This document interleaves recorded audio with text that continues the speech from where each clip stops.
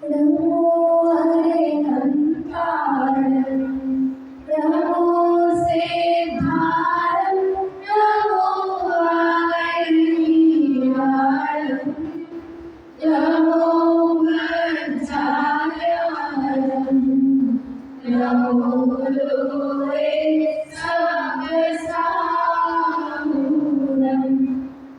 मंगलम भगवान वीरो मंगलम गौतमो गणी मंगलम कुंडकुंडारिणो जैन धर्मोस्तु मंगलम सर्वमंगल मांगल्यं सर्वकल्याणकारिणं प्रधानं सर्वधर्माणां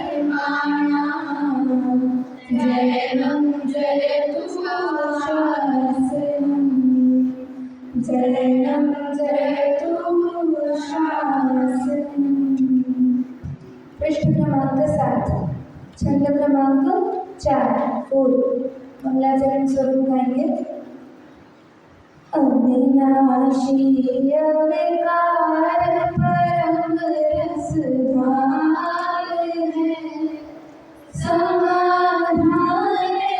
सर्वमंगल सहज अभिराम है शुद्ध बोध अविरोध अनादि अनंत है जगत शिरोमणि सिद्ध सदा जयवंत है। हमारे समक्ष नाटक समाचार ग्रंथ या ग्रंथ की टीका कह सकते हैं वो विराजमान है। ये पंडित बनारसी दास जी द्वारा विरचित है। वो आपको बच्चा चित्र दिख रहा है, वहाँ पे लिखा है पंडित कविवर पंडित बनारसी दास जी। वो इस ग्रंथ के इस टीका के रचयिता है। ये पंडित अपने काल के बहुत ही महान पंडित थे, मतलब इन्हें कविराज कहा जाता था। इन्होंने अपनी ऐसी एक ऑटोबायोग्राफी लिखी है, मतलब सबसे फर्स्ट ऑटोबायोग्राफी आप जानते हैं क्या होती है? आत्मकथा, जो अपने बारे में लिखते हैं। और वो लिखना उनके टाइम में सबसे मुश्किल काम था। उसकी भी बहुत पीछे की कहानी है, लेकिन उसको भी कहने बैठेंगे तो बहुत समय बैठ जाएगा। जो विषय लेना है वो ले नहीं पाएंगे। पर इनके जीवन की आपको एक इंसिडेंट सुनाती हूँ जो बहुत ही प्रेरणादायक है। क्या कि ये राजा अकबर, राजा शाहजहां, इनके टाइम पे ये कविराज थे, कवि थे, महाकवि। तो उनके दरबार में जाके ये कविता इनका सब करते थे। तो एक बार इनके किसी दरबार के व्यक्ति ने कहा कि महाराज शाहजहां, महाराजा कौन से महाराज थे तब उस टाइम पे? शाहजहां।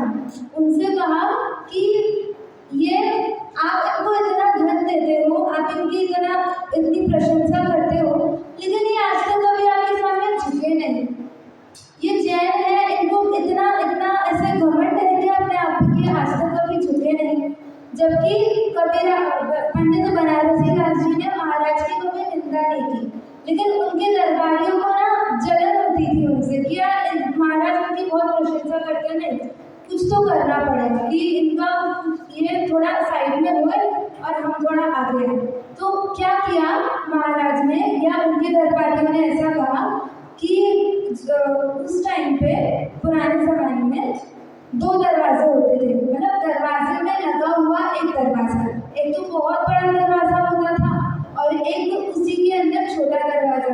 तो बड़ा दरवाज़ा सुबह के टाइम पे खुलता था और दोपहर के टाइम पे बंद हो जाता था, और छोटा दरवाज़ा खुलता था जैसे हमारे यहाँ होता है, एक बड़ा है और उसके बगल में छोटा है। तो बड़ा दरवाज़ा कब खुलता है? जब कोई बड़ी गाड़ी आ रही हो या जा रही हो, या अपनी वैन आ रही हो जा रही हो, और बंद हो जाता है। फिर जिसको पैदल जाना है या ऐसे ही दोपहर के टाइम में तो वो बंद हो जाता है और वो खुला रहता है, ठीक है, तो उससे आना है। वैसे उसी टाइम तो कैसे भी करके पंडित बनारसी दास जी को झुकाना है, ठीक है। तो अभी उनके दरबारियों के व्यक्ति ने घर पे फिर जाके उनके कहा कि आपको महाराज ने इस वक्त बुलाया है, जबकि दोपहर के टाइम पे तो सबकी छुट्टी होती है, यहाँ पे भी छुट्टी होती है, कोई क्लासेस भी होती है, आपके स्कूल में भी लंच का टाइम होता होगा दोपहर के टाइम पे लगभग 12-1 बजे।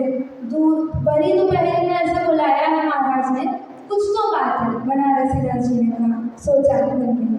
तो वो गए, रास्ते में गए और फिर उन्होंने देखा कि बड़ा दरवाजा बंद है, छोटा दरवाजा खुला है। तो अब बनारसीदास जी बहुत चतुर थे, बहुत चतुर, ठीक है, विद्वान थे वो। तो उन्होंने सोचा अच्छा मैं समझ गया क्या बात है, क्योंकि वो भी तो जानते थे ना कि वो दरबारी उनके कितने उनसे जलते थे, उनको बहुत ईर्ष्या थी, उनसे जलसी थी। तो वो समझ गए कि हाँ ये बात हो सकती है। तो उन्होंने क्या किया कि वो चले, वो चलते गए, चल आगे आगे बढ़े और उन्होंने आगे ना झुकते हुए पीछे झुककर वो उस छोटे से दरवाजे से निकल गए, क्योंकि दरवाजा ऐसा नहीं था कि वो ऐसे सीधे सीधे निकल जाए, दरवाजा और छोटा था कि उस वजह झुक के जाना पड़े, ऐसा था। तो वो समझ गए कि ऐसी बात है कि ये चाहते हैं कि मैं झुकूँ कैसे भी करके, लेकिन मैं तो झुकने से रहा। तो वो ऐसे पीछे अपना सर है वो पीछे करके अंदर चले गए। तो उनके दरबारी हक्के बक्के रह गए कि ये क्या हो गया, ये तो सच में बड़ा चतुर विद्वान है, ये पंडित है, हम जीत ही नहीं सकते इनसे। फिर राजा शाहजहां और पंडित जी की भी तो बहुत अच्छी गहरी दोस्ती थी, वो भी ऐसे किसी भी तरह से दोनों एक दूसरे की निंदा नहीं करते थे, वो समझते थे।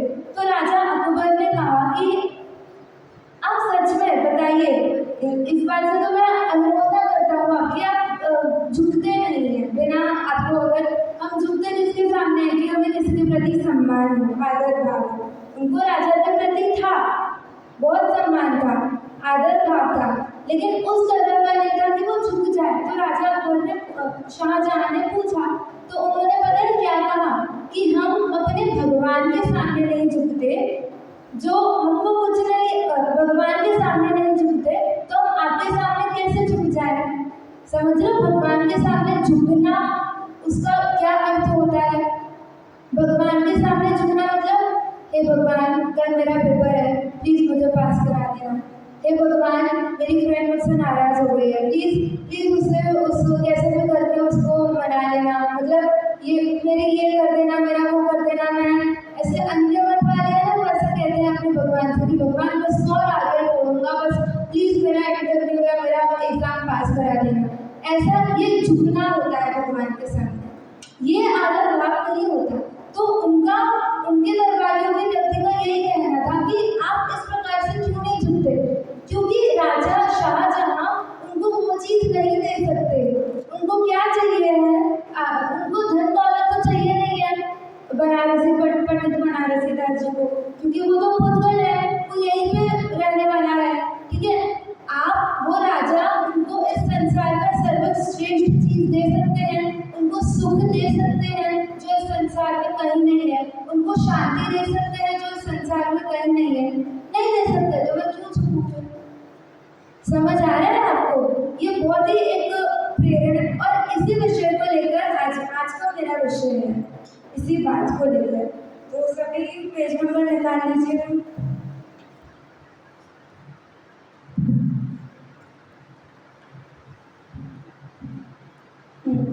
404।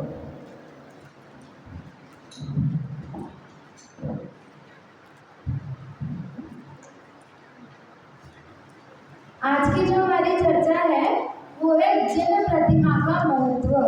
अभी 8वीं कक्षा की बालिकाओं को तो नहीं पता, लेकिन बाकी को तो पता है ना कि हम इसका मंदिर में पाठ करते थे, है ना। तो अभी आप लोग करते हो कि नहीं पता नहीं, लेकिन अभी इसका आज हम अर्थ समझेंगे कि क्या है। हम मंदिर जाते हैं, हमारे समक्ष क्या होते हैं, जिनेंद्र भगवान। हम जिनेंद्र भगवान को किस दृष्टि से देखते हैं और किस दृष्टि से देखना चाहिए, उसकी चर्चा इस छंद क्रमांक 2 में है, ठीक है। तो अभी मैं एक लाइन पढ़ूंगी पंक्ति, आप उसको रिपीट करना। जाके मुख दर्श से भगत के नयनी कुथिरता की वाणी पढ़े, चंचलता में नसी। रस सो भगत के नैननी को हेरता की वाणी बड़े चंचलता में नसी। मुद्रा देखी केवली की मुद्रा याद आवे जहाँ जाके आगे इंद्र की विभूति दिसे नसी। मुद्रा देखी केवली की मुद्रा याद आवे जहाँ जाके आगे इंद्र की विभूति दिसे नसी। जागे रस जपत प्रकाश जागे हृदय में सोई शुद्धमती हुई बुद्धि जो मल नसी। जागो रस जपत प्रकाश जागे हृदय में सोई शुद्धमती हुई बुद्धि जो मल नसी। सोई शुद्धमती हुई बुद्धि कहत बनारसी सुमहिमा प्रकट जाकी सोहे जिनकी छवि सुविद्यमान जिनसी। कहत बनारसी सुमहिमा प्रकट जाकी सोहे जिनकी छवि सुविद्यमान जिनसी। अब इसको एक साथ बोलेंगे, ठीक है? एक बार जाके मुख दरस सो भगत के नैननी को हेरता की वाणी बड़े चंचलता में नसी। मुद्रा देखी केवली की मुद्रा याद आवे जहाँ जाके आगे इंद्र की विभूति दिसे नसी। जागो जस जपत प्रकाश जागे हृदय में सोई शुद्धमती हुई बुद्धि जो मल नसी। कहत बनारसी सुमहिमा प्रकट जाकी सोहे जिनकी छवि सुविद्यमान जिनसी। इसमें क्या कहा गया है कि हम जिसके दर्शन करने जाते हैं, हम किनके दर्शन करने जाते हैं? किनके? जोर से। जिनेंद्र भगवान। जिनेंद्र भगवान के। पर जिनेंद्र भगवान तो है ही नहीं यहाँ पर। जिनेंद्र भगवान हमारे यहाँ तो है ही नहीं। वो पता है कहाँ है अभी? हाँ, जोर से बोल रहे हैं। सिद्धालय में है, अभी कहाँ पर है? जिनेंद्र भगवान तो सिद्ध भगवान नहीं, अरिहंत भगवान महाविद्यालय क्षेत्र में। महाविद्यालय क्षेत्र में कौन है? सिमंदर भगवान। और ऐसे सिर्फ सिमंदर भगवान नहीं, 20 तीर्थंकर विदेह क्षेत्र में विराजमान है। 20 तीर्थंकर अभी प्रत्यक्ष में विराजमान है। तो हम किनके दर्शन करने जाते हैं फिर? हम किनके दर्शन करने जाते हैं?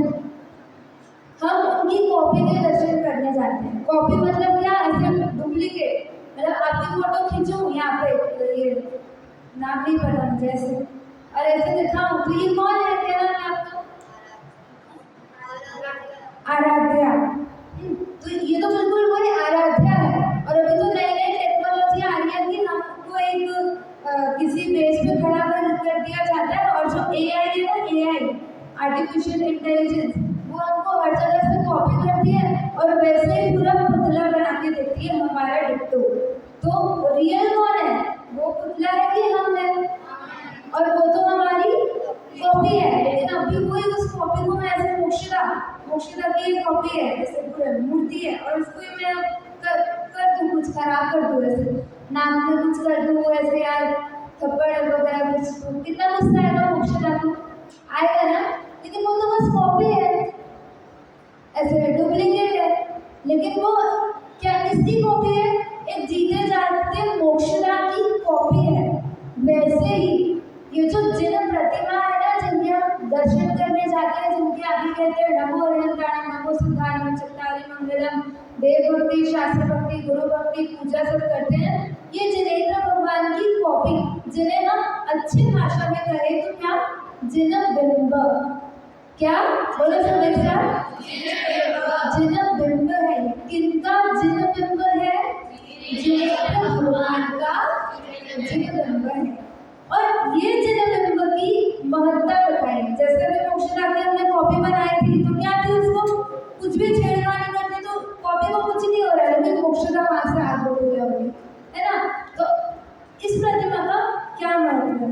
जागे मुख दरस से, जिनका सिर्फ मुख देखने से, मुख माने क्या? प्रकृति, नव्या बातें। मुख, सिर्फ मुख माने चेहरा। उनके चेहरे देखने से क्या होता है? चेहरा की बानी बढ़े चंचलता में नसी।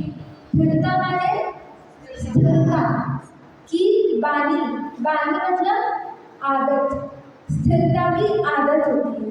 और फिर क्या होती है? चंचलता में, चंचलता, चित्त में जो हलन चलन होती है ना, मतलब चंचलता कैसे कहते हैं मन में, कि मैंने एक बार तो इसका बुरा चाहा और अगले बार ही उसका लाभ चाहा और अगले बार ही ऐसा सोचा कि वो मेरे सामने से ही चले जाए।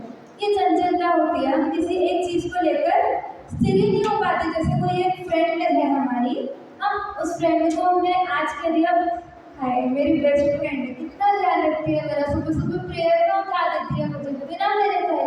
मैंने तो उससे कहा ही नहीं था मुझे सुबह प्रेयर में उठा देना, लेकिन तो भी उसने मुझे उठा दिया।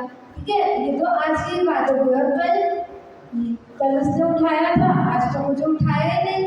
तो फिर यार, ये तो मैंने तो उसको कल बेस्ट फ्रेंड कहा था, तो बेस्ट फ्रेंड क्या, मेरे तो बेस्ट फ्रेंड चली गई, मैं क्या करूँ? ये चित्त की चंचलता है। इतनी चंचल प्रवृत्ति होती है हमारी, किसी चीज को हम अपने पास टिकाए नहीं रख सकते। ये चंचलता भगवान के दर्शन, मुख, सिर्फ मुख को देखने से। अभी तो हमने रमोनियम चालू ही नहीं किया है। हमने क्या किया? अभी निश्चय बोल के अंदर घंटी बजाई, एंटर हुए, चल रहे हैं और भगवान को बस मुख देखा और हमारी चंचलता चली गई। कैसे चली गई? स्थिरता की बानी बढ़ी, स्थिरता की आदत हो गई। स्थिरता की आदत होना मतलब क्या? इस आदत शब्द का क्या अर्थ ले सकते हैं? आदत माने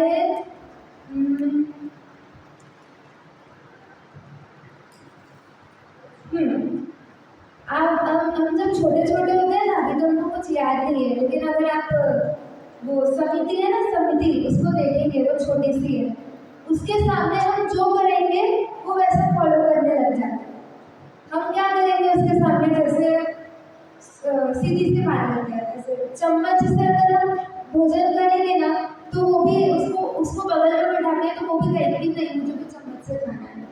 ऐसे अगर हम उनसे यहाँ, अगर हम वहाँ जाएंगे तो वो बोलेगी वहाँ। अगर हम बॉटल से पानी पिएंगे तो वो उसको ग्लास में देंगे तो वो कहेगी कि नहीं मुझे भी बॉटल से पानी पीना है। ये तो इंसिडेंट आज ही मेरे साथ हुआ। उसको ग्लास में मैंने दिया और फिर मैंने बॉटल से पिया, तो नहीं मुझे भी बॉटल से पीना है। मुझे वो क्या करती है, वो मुन्ना मुन्ना मुन्ना, नहीं मुझे भी बॉटल से पीना है, मुझे भी बॉटल से पीना है। ये आदत पड़ती है। हम जिस चीज़ को देखते हैं बचपन से, वैसे हमें आदत पड़ जाती है। अब आप 8वीं क्लास की बच्ची बहनें यहाँ पर आई हैं, तो आपकी जो बड़ी दीदियाँ हैं, अगर वे आप पंडित जी से जय जिनेंद्र करती हैं, ठीक है, तो उन्होंने आपको कब कहा कि आप उनसे जय जिनेंद्र करो? आप तो उनको देख देख के सीख गए कि अच्छा आइए पंडित जी से जय जिनेंद्र करते हैं, जय जिनेंद्र पंडित जी। फिर आपको बताने की थोड़ी जरूरत है कि नहीं सुबह जय जिनेंद्र, शाम को जय।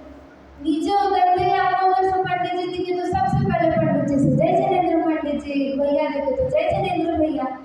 सिखा, बस देख देख कर आदत पड़ गई ना। देख देख कर क्या पड़ गई?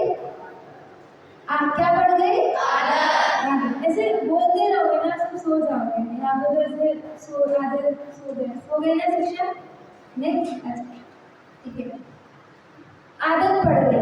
वैसे ही हम भगवान के घर पे गए, मतलब मंदिर गए, हमने देखे भगवान का मुख, अरे इतना शांत, कोई चंचल प्रवृत्ति नहीं है। मुख की चंचल प्रवृत्ति मतलब यहाँ पे बैठे बैठे आप देखो किसी को कब तक चलेंगे, कोई बैठा नहीं जा रहा है। ये चंचल प्रवृत्ति, वाह दीदी कितने अच्छे प्रवचन करेंगे, ऐसे जैसे उसके चेहरे पे दिख रहा है, ऐसे मुस्कान दिख रही है, कोई चंचल प्रवृत्ति नहीं। भगवान कैसे बैठे? ऐसे बैठे ना भगवान। हमारी आदत भी वैसी हो जाएगी, हो जाती आती है, मतलब जो अच्छे से दर्शन करते हैं, सब अच्छे से दर्शन करते हैं ना, अच्छे से भगवान को देखते हैं ना, तो सबकी चंचलता गई कि चंचलता है अभी भी। स्थिरता की आदत किसको पड़ी, अभी किसी को पड़ी नहीं पड़ी, मतलब हमने अभी तक दर्शन ही नहीं किए अच्छे से।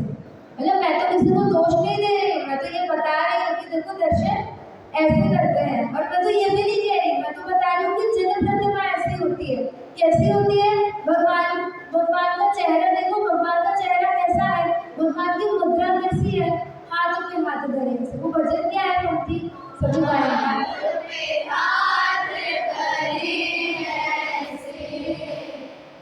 करना कुछ न रहा जैसे, लेकिन फिर मंदिर से बाहर निकलते, अरे प्रवचन में बैठना है, अरे श्रुति दीदी के प्रवचन है, अरे उसके बाद हम लोग कर, ये तो आदत ही नहीं लगी हमको स्थिरता की। फिर हमको क्या करना है, वो आदत डालना है, भले प्रवृत्ति में नहीं, हमारे एक्शंस में नहीं, हमारे रिएक्शंस में नहीं, लेकिन हमारे मन में तो होना चाहिए ना कि हमें भी भगवान करना है, हमें भी भगवान के जैसे हाथ पे हाथ करके बैठ जाना है।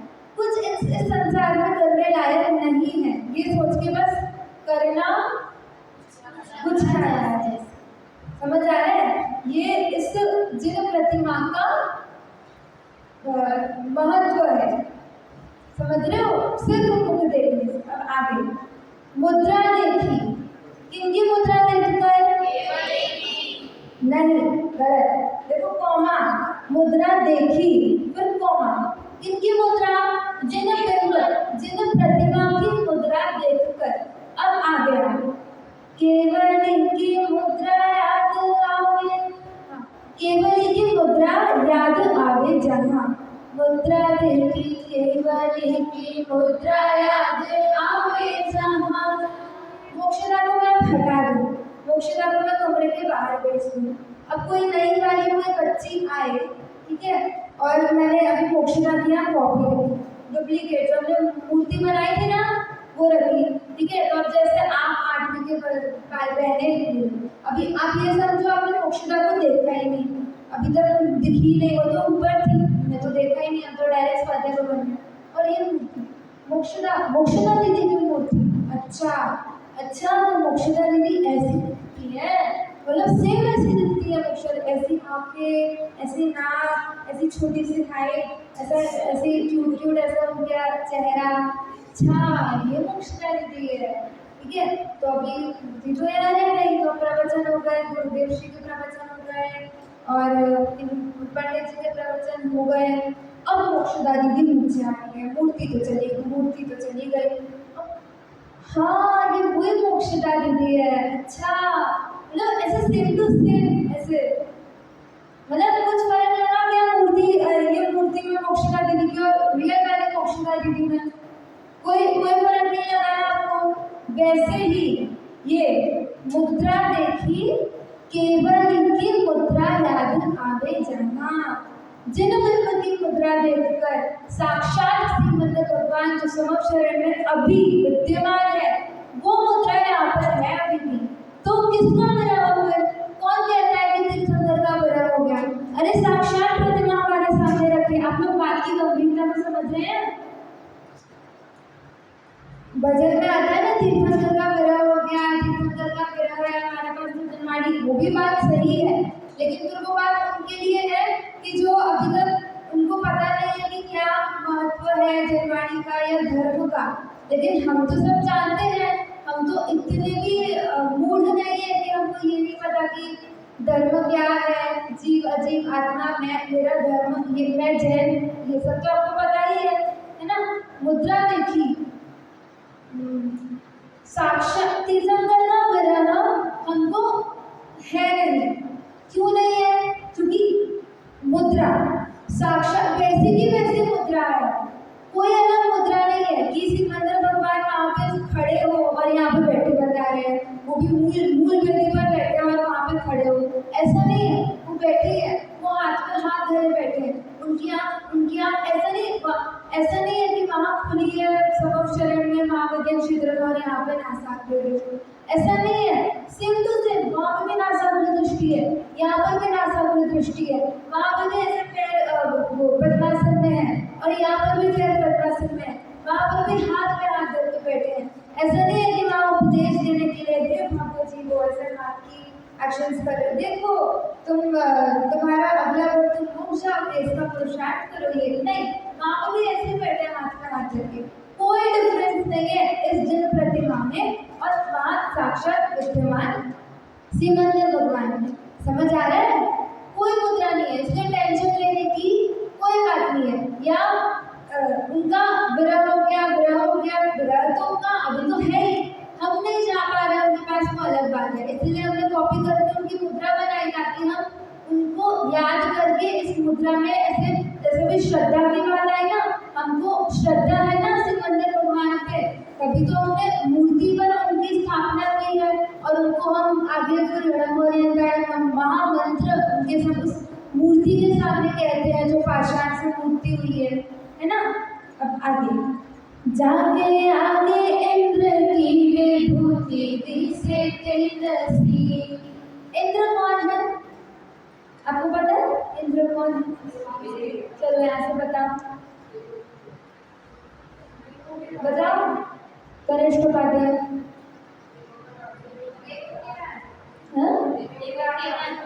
हाँ ऐसा ही। स्वर्ग देव गति के ये देव है इंद्र। आपको पता है देव गति में क्या होता है? सभी ध्यान दीजिए, देव गति में क्या होता है?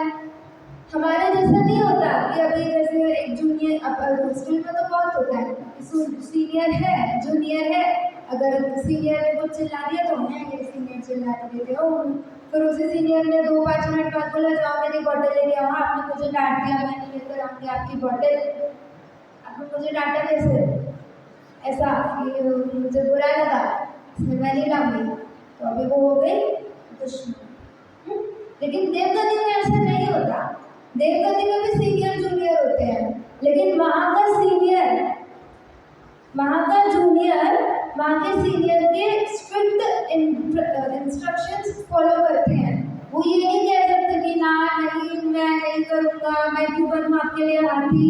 वो क्रीड़ा के लिए बड़े छोटे देव बड़े देवों के लिए कुछ भी बन जाते हैं, मतलब उनकी तो प्रक्रिया रहती होती है। अब जैसे क्ले होता है ना, क्ले आप सभी क्ले जानते हैं ना, अब क्ले से हमने ऐसे प्लेट बनाई, फिर उसी को ऐसे वो फिर से उसकी कटोरी बना दी, या उससे जो भी हमने सर्कल बना दिया, फिर उसी से बॉक्स। वैसे देवों गति का शरीर होता है, उसको उस शरीर को क्या कहते हैं? वैक्रियक शरीर, जो कैसे भी मुड़ जाए, कैसे भी हो जाए। तो वैसे कभी वो हाथी बन जाते हैं, कभी वो घोड़े बन जाते हैं, कभी कुछ बन जाते हैं, कभी कुछ बन जाते हैं, और बड़े देव को उसका मनोरंजन करते हैं, मनोरंजन लेते हैं, ठीक है। वो ऐसे तो इंद्र है वहाँ के देव, इसके बावजूद भी अगर उनको पता चले कि ये केवल इनके पास इतनी महान, इतने गुण अनंत प्रकट हुए हैं, असली देव तो ये, फिर वो सीनियर भी ये जिनेंद्र देव के सामने झुकता है मतलब अपना जाके आगे इंद्र की विभूति दिसे तेजस्वी। इंद्र की विभूति एक तो इंद्र झुकता है, इंद्रदेव झुकते हैं और क्या कहते हैं कि हे भगवान, आपके समक्ष, आपकी संपदा के समक्ष मेरी संपदा, मेरे गुण कौन से हैं?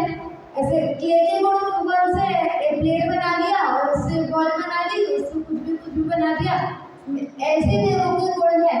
मैं देव छोटे भी हो जाते हैं, बहुत बड़े भी हो जाते हैं, और उनका बस चले तो कुछ देव तो ऐसे ही होते हैं कि जहाँ हम रह रहे हैं ना, बहुत बड़ा ऐसे क्राइटेरिया है, इसको जम्बूद्वीप कहते हैं। उस जम्बूद्वीप को अगर उनको ऐसे हो गया कुछ भी, तो उसको पलट के रखते, तो हम क्या हो जाएंगे? हम अभी सीधे हैं, हम उल्टे हो जाएंगे, हम तो गिर जाए।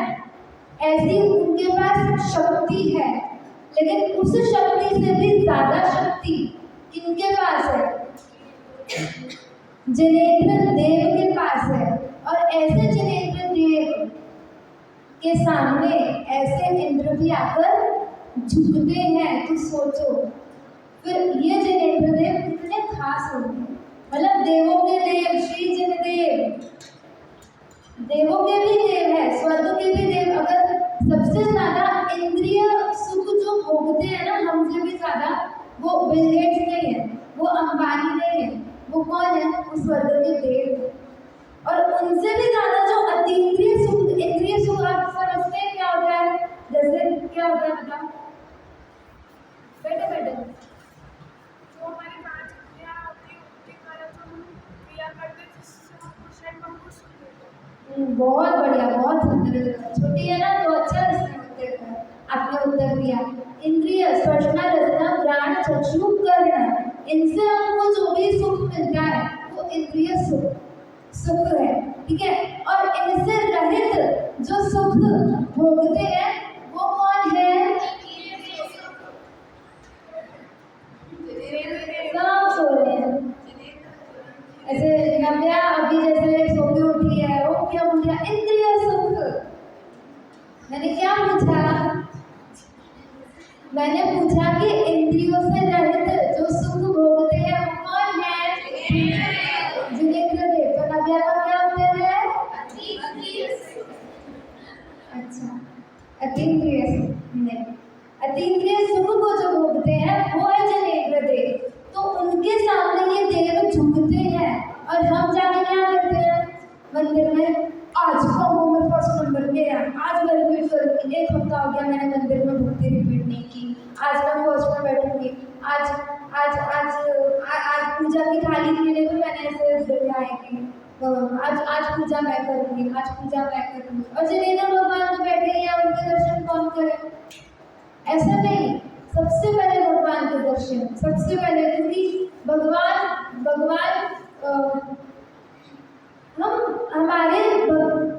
हमारे आदर्श है, आइडल है। हमको बनना है, उनके जैसा बनना है। अगर इतनी संपदा होने के बावजूद भी पहले अगर वो जिनेंद्र भगवान के सामने झुकते हैं तो हम तो इंद्र स्वर्ग के देव से भी बहुत छोटे हैं। तो हमको उनके समान बनने के लिए या उनके जैसे गुण फॉलो प्राप्त करने के लिए हमको उनके सामने झुकना पड़ेगा। ये है, और झुकते भी हैं। तो ये किसका महत्व है? ये सिर्फ जिन प्रतिमा का महत्व है, जो जिन देव के दर्शन, ठीक है। अब आगे जागो जस जगत प्रकाश जगे हृदय में,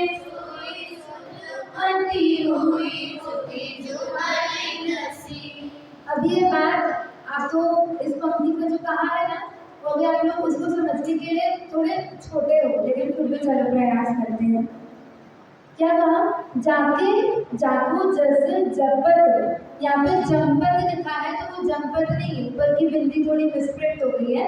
जागो जैसे जपत प्रकाश जगे हृदय, जिनके गुणों का वर्णन करने से हृदय में प्रकाश जागृत होता है। मतलब क्या? कोई ये बता सकता है कि जिनेंद्र भगवान में कौन कौन से गुण हैं? ये तो हाँ, आप तो बता सकते हैं। बताओ मैंने, आप तो पता है, मैं तो 9वीं कक्षा के बहन बताइए।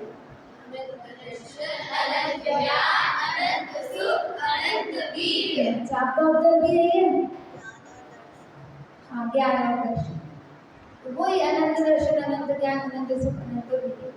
ये जो चार चीज है, चलो इस गुण को हम प्रमुख अभी हमारे चर्चा के विषय में लेते हैं। ये गुण जागो जैसे जपत प्रकाश जगे हृदय में, सोई शुद्ध मति हुई बुद्धि झूमर लेने सी।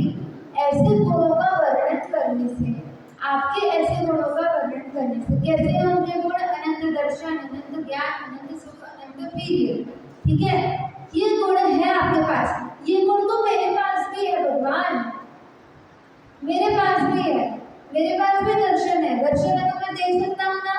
श्रद्धा मतलब चलो ज्ञान, यहाँ पर सामान्य अवलोकन ज्ञान, अनंत दर्शन और ज्ञान भी तो हमारे में भी है। श्रद्धा तो हम भी करते हैं, विश्वास तो हम भी करते हैं धर्म में, मैं भी मानता हूँ कि मैं आत्मा हूँ, मानती हूँ। और ज्ञान भी है मुझ में, ज्ञान गुण भी है आप में, हाँ कि ना? दर्शन गुण भी है, वीर्य गुण भी है, और कौन सा रह गया? सुख गुण भी है। लेकिन हे भगवान, ये गुण आपके के हैं और मुझमें नहीं दिखाई देते, आप में दिखाई देते हैं ये गुण, इसलिए आप क्या हो गए, आप तो हाथ में हाथ धर के बैठ गए, लेकिन मुझको मेरे ये गुण प्रकट नहीं हो पा रहे हैं। जैसे एक फूल है ना, कमल का फूल है, एक फूल तो खिल गया लेकिन एक खिल नहीं पाया, जो खिल गया वो है जिनेंद्र देव, और जो नहीं खिल पाया वो कौन है, वो है हम सब। वो क्यों नहीं खिल पाया, क्योंकि उसे समझ मान लो कि उसे धूप की किरणें नहीं मिली, उसकी जो देखभाल है उसका पालन पोषण अच्छे से नहीं हुआ। ये एक पेड़ का फूल है और ये दूसरे पेड़ का फूल है जो अभी तक खिला नहीं, ठीक है।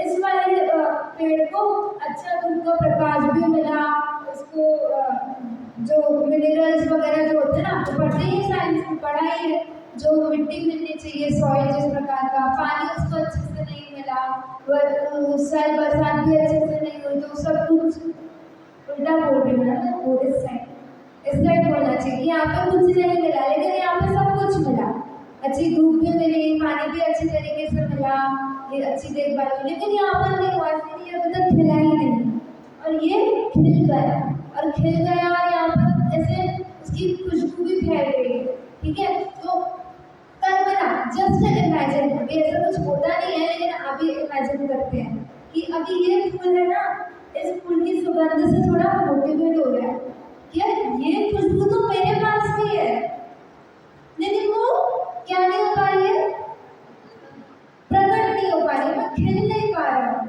मुझे अगर अच्छे से धूप की किरणें मिले, मुझे अगर पानी मिले, अच्छी प्रकार की मिट्टी मिले, सॉइल मिनरल्स मिले, न्यूट्रिशंस मिले, तो मैं भी खिल जाऊंगा।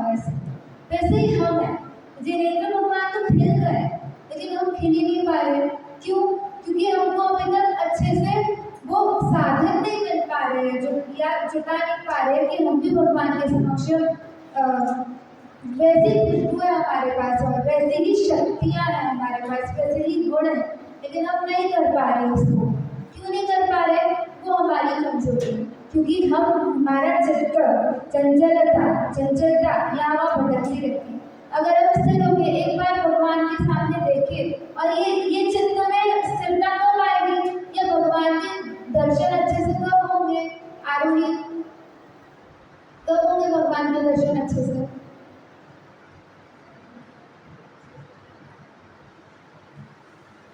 जब हम 1 साल या 2 साल या 3 साल, और यहाँ पे मैं बोलूँ तो 5 साल, अगर आप यहाँ पे अध्ययन करेंगे, रुककर जैन धर्म की शिक्षा लेंगे और समझेंगे कि जिनेंद्र भगवान के गुण ऐसे होते हैं। मैं नहीं बता कि समय शायद तो हमारा हो ही गया है, ठीक है।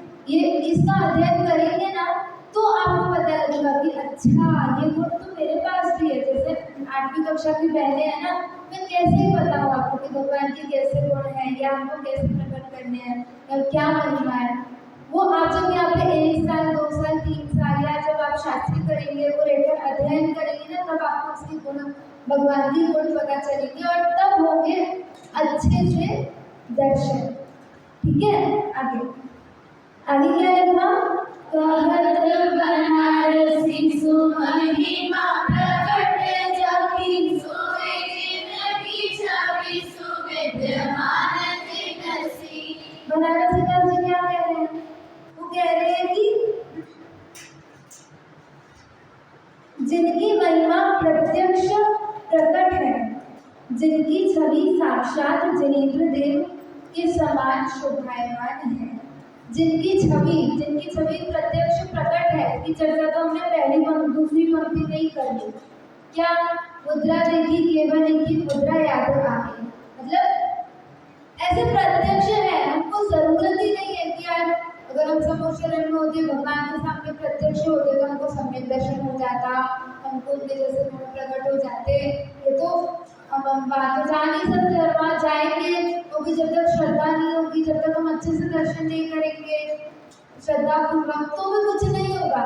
तो हमारे पास प्रतिमा तो है जो साक्षात भगवान के सामने भगवान के समान है ना। वो पंक्ति आती है ना, पंचम काल बड़ा भारी अध्यात्म की नैया सूख गई।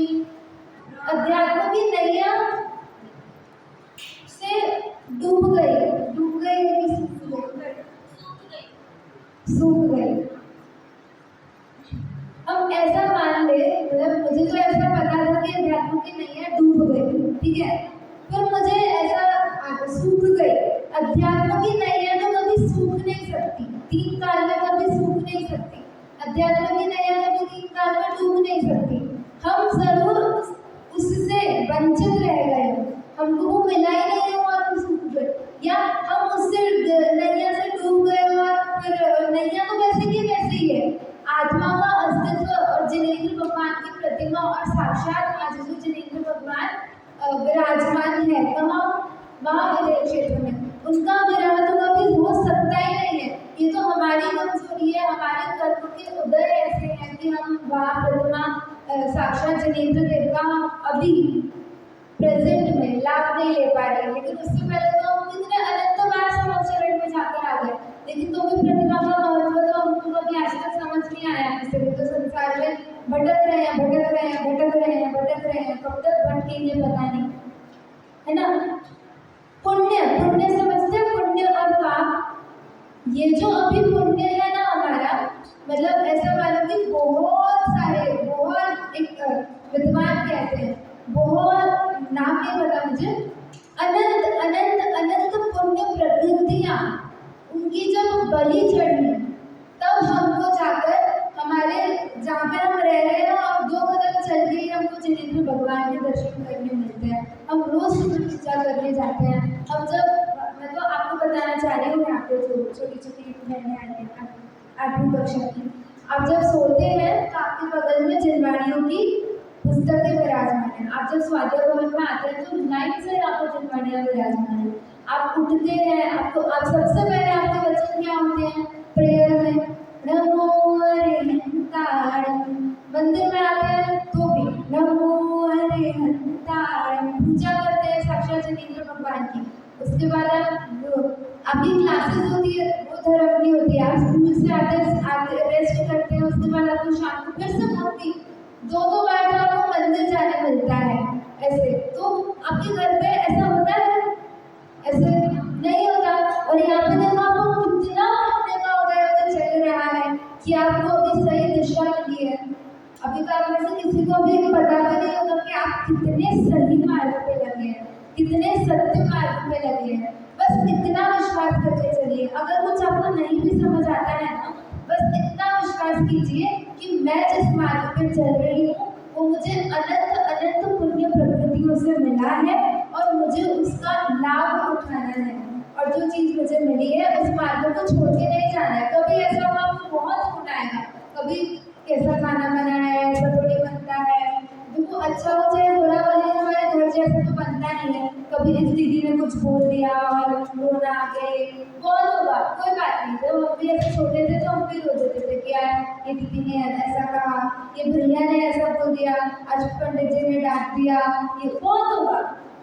लेकिन फिर आपको असली चीज़ भी यहीं पे मिलेगी, ठीक है। तो आप ये मत सोचना कि यार मैं अभी 1 महीने बाद चले जाऊँगी या 1 साल करके चले जाऊँगी। थोड़ा धैर्य रखना, धैर्य मतलब क्या? पेशेंस। असली चीज़ मिलेगी, सत्य आपको मज़ा, जो आप यहाँ पे जिस चीज़ के लिए आए हो ना वो आपको यहाँ पर आएगा। जो आपको चीज़ आप जो यहाँ पर लेने आए हो वो आपको मिलेगी, ठीक है। और कब मिलेगी? मतलब जब आप यहाँ पर रुकेंगे और अच्छे से अध्ययन करेंगे, पूरा मन लगा के, रुचि लगा के। और अभी प्रवचन हुए ना, जिनके प्रवचन हुए, संजीव जी, गोदा जी, पंडित जी के प्रवचन हुए, श्रद्धा पूर्वक अध्ययन करेंगे तो सब आपको यहाँ पे मिलेगा, ठीक है। इस प्रकार विराम लेते हैं। जय गुरु।